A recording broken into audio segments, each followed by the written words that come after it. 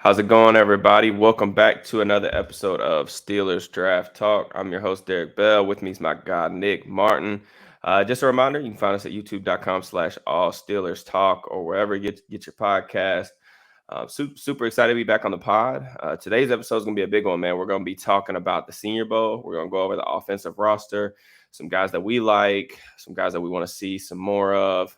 We're just a couple weeks away from Mobile, man. It's kind of crazy that it's already this close. But first off, Nick, how we doing, brother? Doing good, man. Doing good. I'm really looking forward to Senior Bowl week. You're gonna catch me down there doing Senior Bowl coverage. This is my first time ever doing it, so I'm really excited to do it. Heck yeah, man. Yeah, I'm excited for you guys. I'm unfortunately not gonna be able to go just because of prior work commitments, but I know the Senior Bowl is a great atmosphere. It's a great thing that Jim Nagy and his group put together. Just getting that opportunity to get in that space is an awesome thing. I'm excited to see kind of all the content that you guys are going to put out for the site.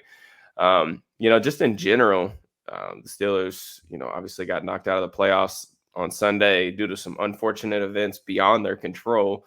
But that's what happens when you need help from other teams. But draft season's in full swing. I mean, it's been draft season. It's always draft season for us, but there's just something about, just seeing my timeline start to kind of shift their focus into like off-season mode and draft prospects and stuff that I don't know, man. All week I've just had like a burst of adrenaline. I'm really excited to kind of get into full swing. These next 4 months are always really hectic, really busy for us, but it's exciting stuff. I'm really looking forward to it.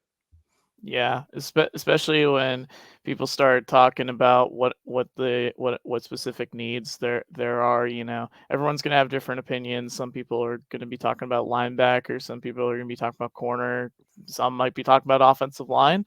That's Yeah. why we made sure to keep our process as fluid as possible throughout the Steelers draft talk to understand, where improvements were made on throughout the season. Look at specific positions and their strengths. Yeah, yeah, it's gonna be been a lot of fun to break all this stuff down. We got a long way to go, but Yeah. the Senior Bowl is kind of that first thing that kind of kicks off draft season, in my opinion. It's just one of the first things that I think of. So let's jump right into it. Let's talk a little bit about the Senior Bowl, just kind of as a brief overview. And this is just my opinion. I'm not really sure how you feel about it, but just looking through this roster, I do think that there is some strengths and weaknesses just in terms of the positional groups. Where I see the roster, at least on offense, being the strongest is offensive line, and we'll get into specific names and things like that. But in terms of like where it's maybe a little bit weaker, especially to years prior, I think quarterback stands out just from last year. Last year's quarterback class took a lot of flack, but basically all of the guys who were off the board first or early in the draft were at the Senior Bowl, and we don't get that every year. But we did last year, and I think that that's probably the biggest difference. But there's still a lot of good prospects to talk about, even some guys at the quarterback position that I'm really intrigued by. So let's start us off with the quarterbacks that you're looking forward to seeing. So personally, I actually think the tier two group of quarterbacks is pretty deep overall this year, and I think that's one of the things when you look at last year's class. Like if you looked at the guys like Kenny Pickett, Desmond, all those guys, they went to the Senior Bowl, but I don't think we should dismiss these tier two quarterbacks because Jaron Hall is a guy who I think is going to really impress with just his arm strength, his feel, his touch. Really want to see how he handles moving in the pocket, see how he handles processing middle of the field at the Senior Bowl. I think those are the big things for him. Jake Hayner. This is a guy I really liked last year down the stretch. He had that game against UCLA where he was gutting through pain, making throws he throws with so much anticipation, underrated velocity. He has a great way of being able to generate torque based off his base. He can really widen, almost kind of like Baker Mayfield does, where their arm strength is not the best, but it's their ability to generate that torque from the lower upper body. They just do an incredible job. Hayner, really gutsy, can move in the pocket, can improvise. Some people are probably going to say, recency bias is absolutely big in these days. So people might say like, "Oh, he's the next Brock Purdy or something like that," and I'm like, I like Jake Hayner's arm a little more. I was a little bigger fan of him, but those are the two guys I think that will end up being the most intriguing to me. Yeah. And just kind of to preface some of this talk around the quarterbacks, we are still waiting to see if Will Levis will be there. Obviously, he's Senior Bowl eligible. He has a Senior Bowl invite. We just don't know. He's not technically on the roster right now as of the time of this recording. But seeing Levis there would obviously take this group up a notch, as he's going to be a first round pick. Hendon Hooker is another guy who has a Senior Bowl invite, but with the stuff that happened with his injury late in the season, he may be down there doing interviews with teams and things of that nature, but he's obviously not going to be capable of participating, unfortunately. Just kind of on a different note, this quarterback class at the Senior Bowl is interesting to me. The name that I'm really interested in seeing, and I really don't know why, but it's more of just intrigue, is Tyson Badgett. Yeah. So I had no idea who this dude was until about 2 months ago, and his name came across my Twitter timeline, and I kind of started going through some YouTube stuff, just like a 15-20 minute rabbit hole. And I'm intrigued. I think that, obviously the production has been off the charts. I think he's got like he's thrown like 94 touchdowns in the past 2 seasons or something like that. It's crazy, crazy numbers. He's from Shepherd.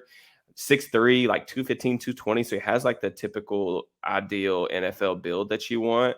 And I think that his arm looks, at least from what I saw, kind of in the stuff that I was able to see, his arm looks like it's pretty quality. So I'm interested to watch him spin it. The Senior Bowl is a really good week for, which we'll talk about several of these guys, but the Senior Bowl is a really good week for guys that play in lower competition levels. Because if you want to get into the NFL and you play at a place like Shepherd or even like North Dakota State or any like, lower level competition, you have to dominate. And, Badgett's dominated for sure.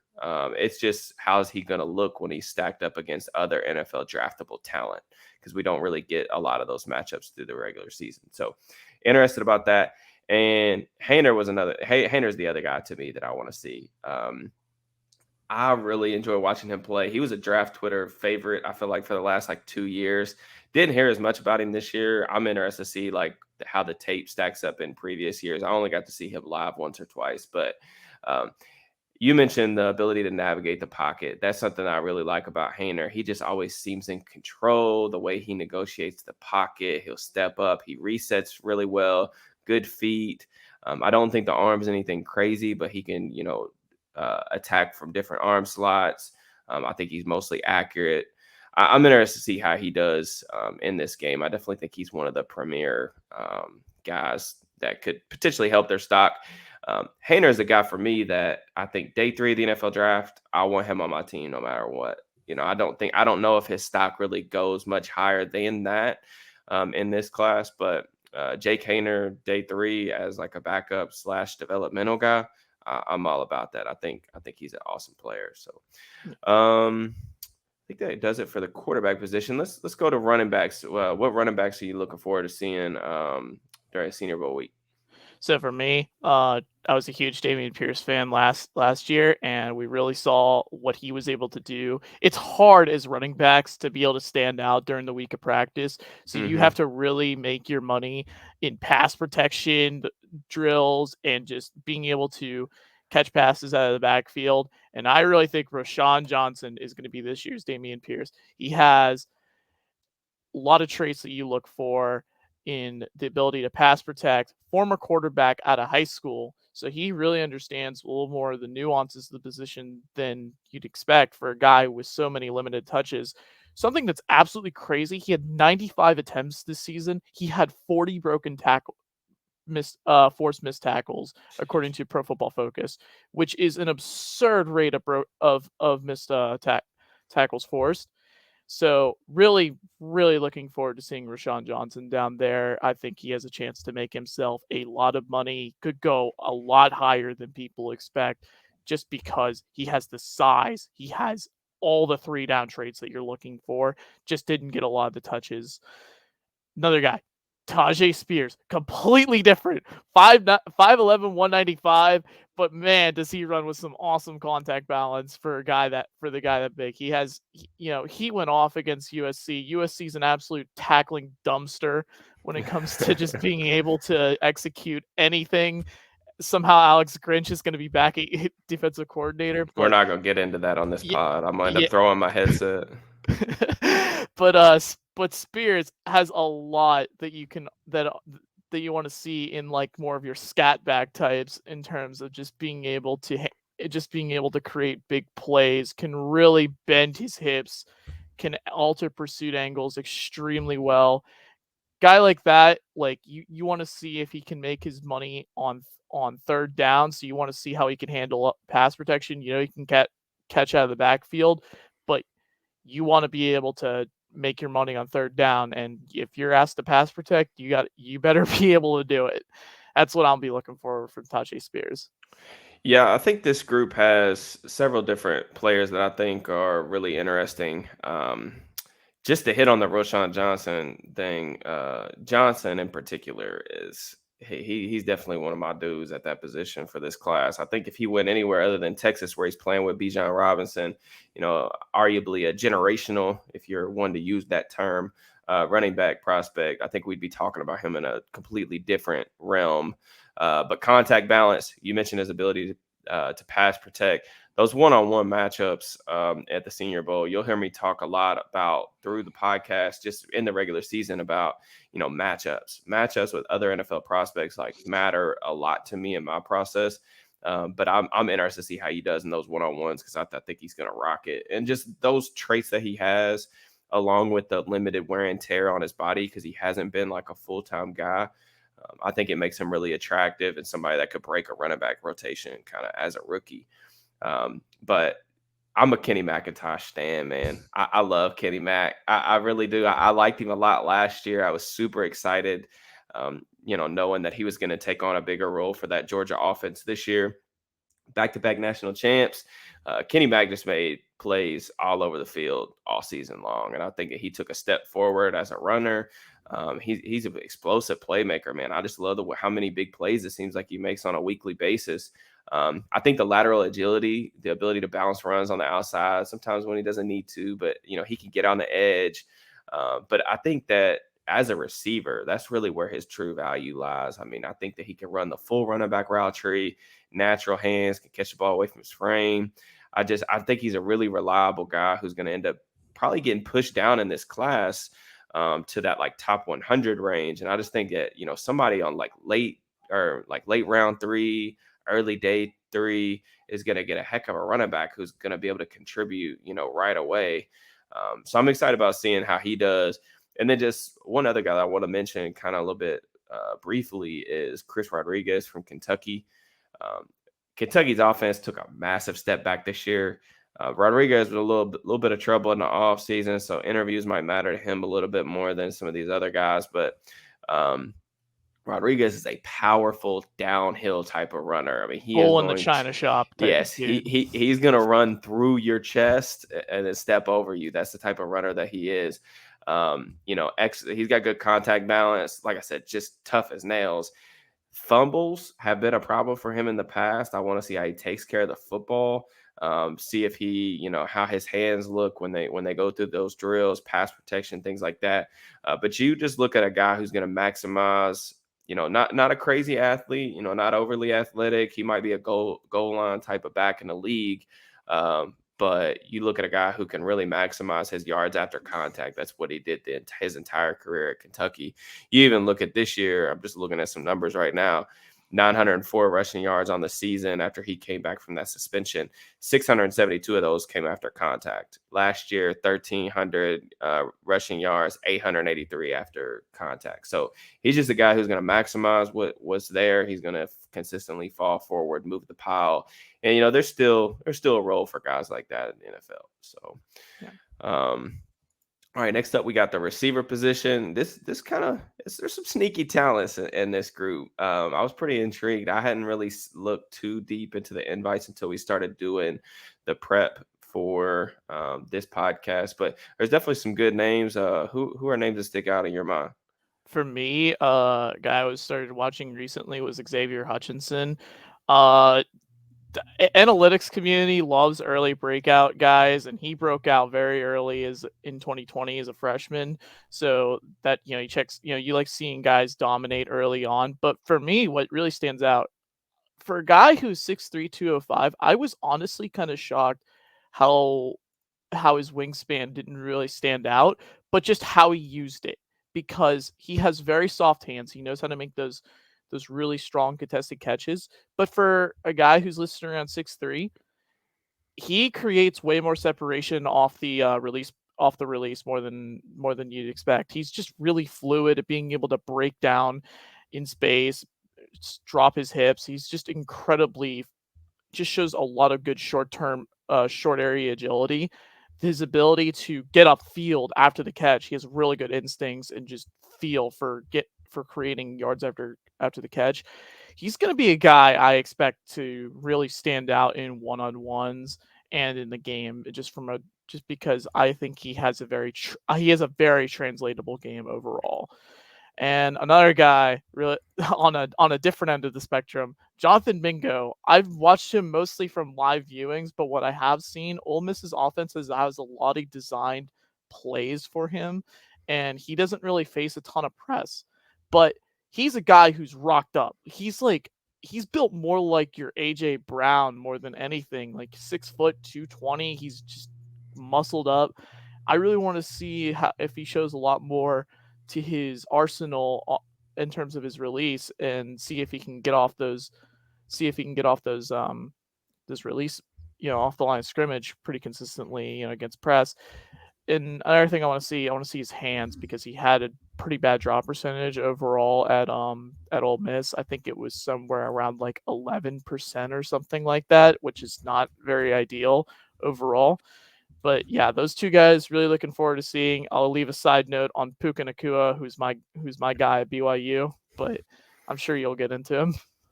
Yeah, Puka's gonna be an interesting player. The first one that I want to talk about though is Tank Dell. So I've talked to him about him a little bit on the pod before. Clayton Tune, his quarterback's also gonna be a Mobile, but Dell's an undersized guy, 5'10", 165, but dude, he's just twitched the hell up. And I love watching this dude play. He's tough as nails, too. Like the way that he'll go over the middle of the field, catch the ball away from his frame. You talk about catching technique. I think his catching technique is solid from what I've seen, too. Talk about a guy who has been super productive too, like 2,700 receiving yards, I think 29 touchdowns over the last 2 seasons. We oftentimes think of these smaller receivers, as not big like touchdown producers, like near the red zone, anything like that. Like Houston just gets the ball in this dude's hand, doesn't matter where it is on the field. He's a playmaker. So, like I said, twitched up, can get in and out of his breaks with like really minimal effort, which is something that I really look for, especially in smaller receivers. I think he's going to dominate one-on-ones. I really do. There's some really good corners, which we won't get into that on this episode. Some really good corners, a lot of different skill sets on this Senior Bowl roster. But Dell is a guy who I want to see work inside, outside during the week of the Senior Bowl. And I'm expecting him to dominate these one-on-ones because this is the setting where his skill set should really be able to show up. And I don't want to count that too much in his evaluation process, it's what I'm expecting. But I think he's going to put on a show. I really do. So he's definitely a guy that I'm looking forward to seeing. The next guy is Rashee Rice. This is a guy that I want to finish up watching and do a full tape breakdown because I've watched him a little bit more live than anything. I know he had a breakout season this year for that SMU offense. Explosive playmaker with ball skills. 18 catches, 4 touchdowns on throws over 20 yards down the field this season. Guy who can really get vertical. He can beat you over the top, stretch the field.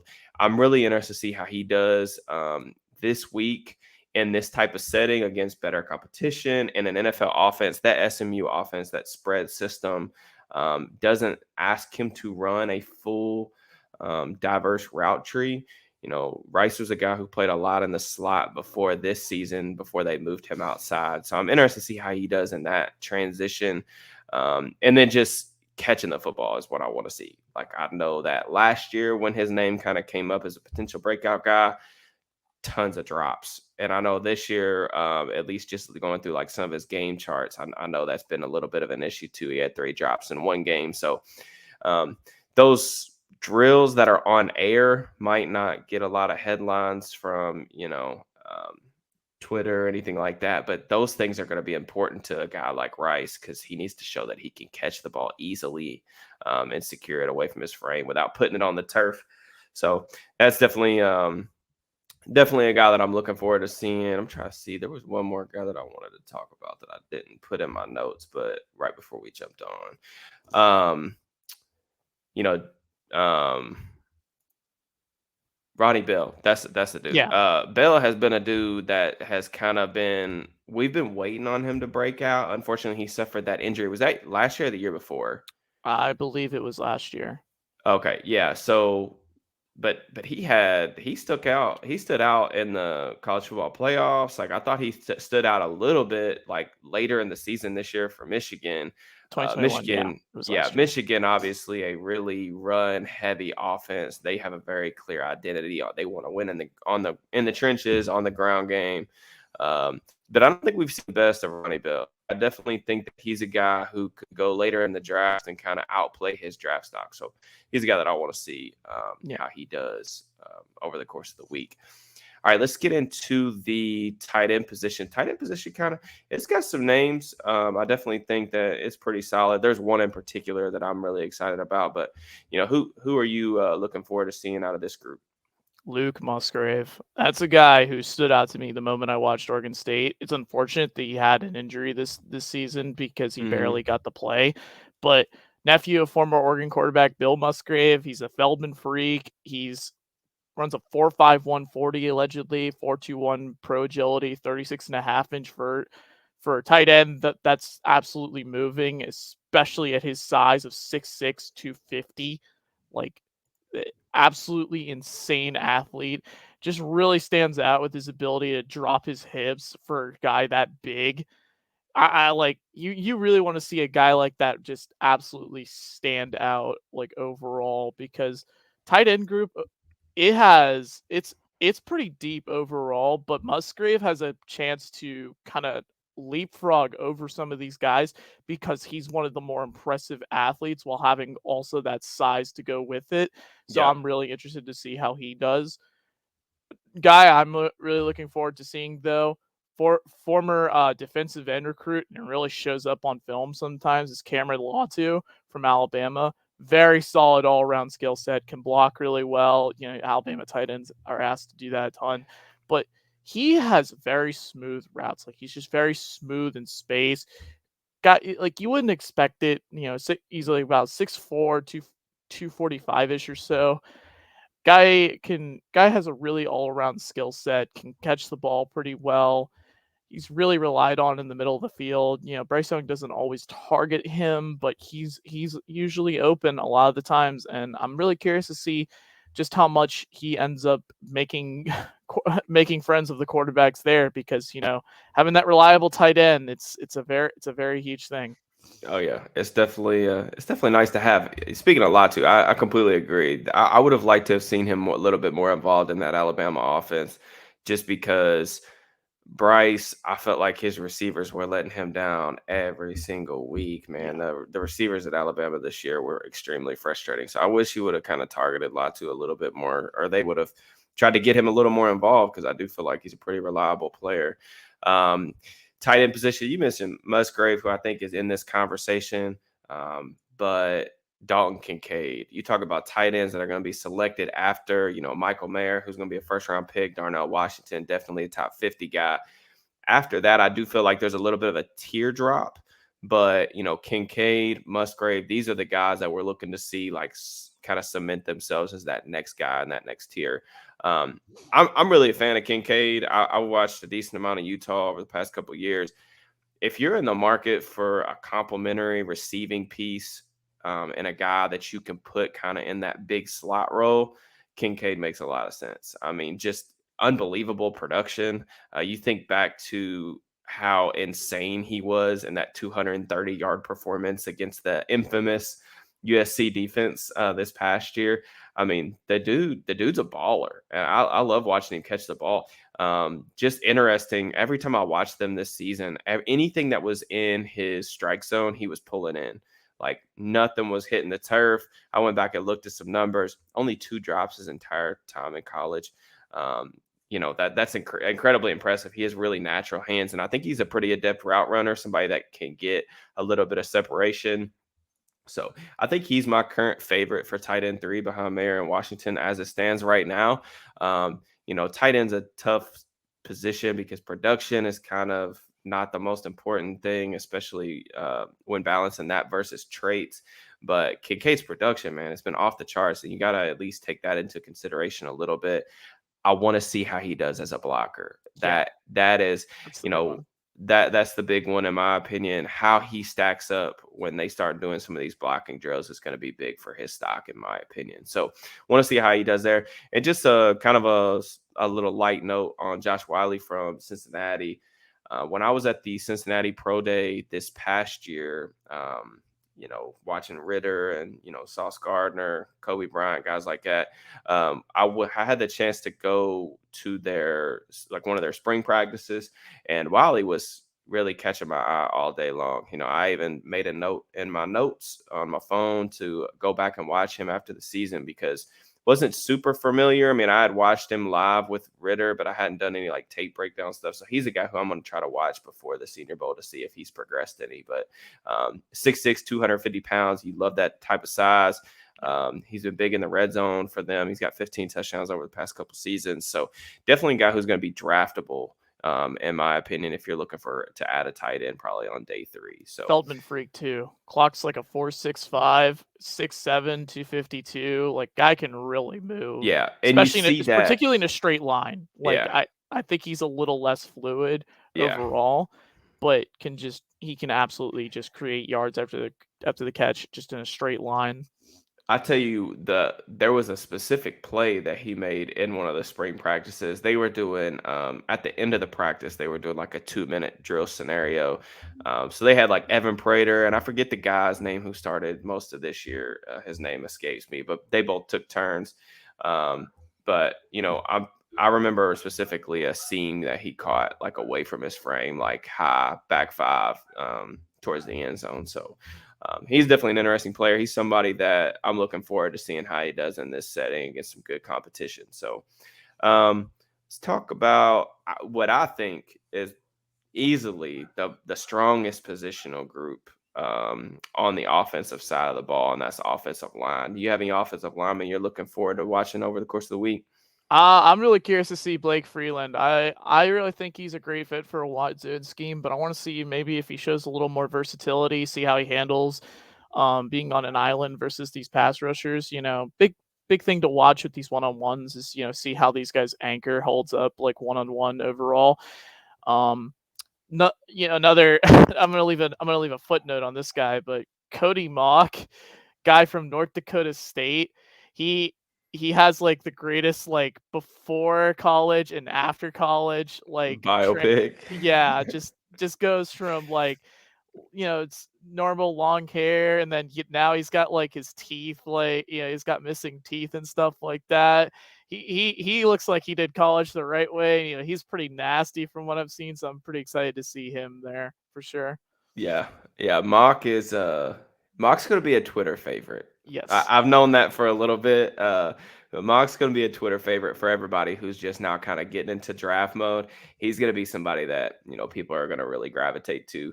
Um, another year, another North Dakota State tackle prospect, right? He's a bully in the run game. Like that's really his bread and butter. Like he really gets after it in the run game. Just a finisher, man. Like love the way he finishes plays. I'm interested to see if they give him any reps at guard because he came in like a little over 32-inch arms. 33 inches is kind of like the threshold that most NFL teams want to see. Yeah. He was just over 32. So want to see if he gets some reps in at guard. I anticipate that will be the case. But I want to see also some pass pro reps. They don't throw the ball a ton in that system. but I'm interested to see how he looks in pass pro. This is a guy that I think Darnell Wright. This is a guy that I think is super underrated right now. I really do. I'm struggling to find just my thoughts overall on the offensive line draft class. I think it's a little bit overwhelming. It's average at best when you're factoring in, the underclassmen and the seniors. But I do think that there's going to be a lot of good depth on day 2 of the draft. There's only 2 guys that I've watched so far, and I still have some of the top guys even to get to finish my thoughts on. But there's only 2 guys right now that I think are locks to go in the first round, and that's Paris Johnson, Peter Skoronski. Darnell Wright is a dude that I have really grown extremely fond of. 6'5", 340 pounds, just a massive amount of power to his game. Grip strength, the ability to force just like his will on defenders. You have to play his brand of football, both in the passing game and the run game. I really enjoy watching him play. Like I mentioned earlier, I'm a big matchups guy, especially for like pass rushers. Like that's a big thing for me. Pass rushers, what kind of competition are you going up against? Pass protectors, like who are you blocking? And are these guys going to be like NFL quality talent? Darnell Wright handled Will Anderson, who I think is probably the best player in the draft. If not, like he's not worse than like 2 or 3. He handled Will Anderson better than I've seen anybody do over the course of his time at Alabama. And then I finished up watching or doing a scouting report on BJ Ojolari from LSU over the past couple of days. There was a lot of high level reps in there. Just he's not the best mover, but I think his ability to recover really stands out. That's always my drawback when you see these bigger offensive tackles that are, in that 340 to 350 pound range. You worry about the lateral agility, the ability to mirror, the ability to recover whenever they have a misstep, whether it's like poor hand placement or, they get beat off the ball.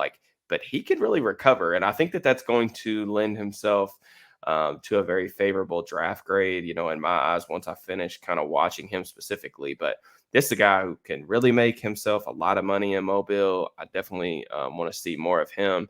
And then kind of a spoiler alert, just as a last player, is Osiris Torrance from Florida. He is a former Louisiana Lafayette transfer. He played there for like 2-3 years. That's the same school that Steelers guard Kevin Dodson attended, I believe, several years back. They've produced a couple of NFL guards, but I'm going to be filing a scouting report on him. I've got 2 games left to watch that before I finish that. But he went to the SEC for his senior season, and just from what I could tell so far through like the first game and a half that I've watched, there's still a level of dominance in the run game. I mean, this is a powerful, powerful dude. Plays with a mean streak, pretty good technically as well, especially like just with his hands. I do think he's best fit for a gap scheme, maybe some inside zone that kind of just lets him get downhill. But he's a guy that I want to see, how he does in pass pro. He didn't allow a sack over the course of the season, but there was one game in particular that I noticed that he kind of struggled a little bit in pass pro. Guys kind of gave him some fits with agility, but interested to see how he does. I want to see him go down there and dominate and kind of submit himself as a top 50 pick, because I think that's kind of around the range where I see him coming off the board.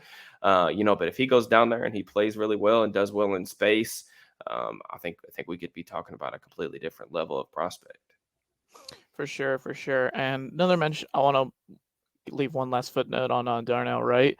That is a guy I've seen so many divisive opinions on. Some people really like him as almost like a late day 1, and then there are some guys who almost think he's more of a late day 2. So you're probably going to get a lot of varying opinions, not from just people in the community, but like on Twitter. The draft. But also just like the scouts in general.